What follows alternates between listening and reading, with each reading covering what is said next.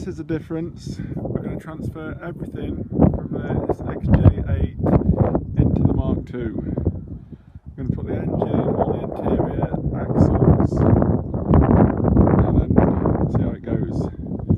So far we've already started the job.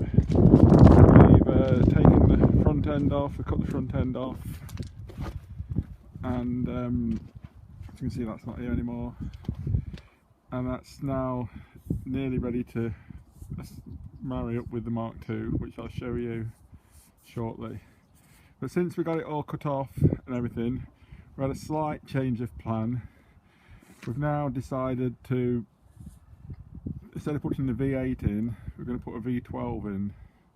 We have bought a V12 XJ12, but I think all we'll use off it will be probably the rear axle. We thought about using the front end and the front axle, but the XJ8 front end marries up with the Mark II a lot better. So we're going to use the front axle and inner wings off the XJ8, and then we're going to use the V12 engine, and then we're going to use the interior out of the XJ8 and possibly the XJ12 rear axle.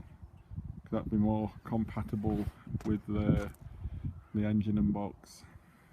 Okay, right, I'll show you where we got to.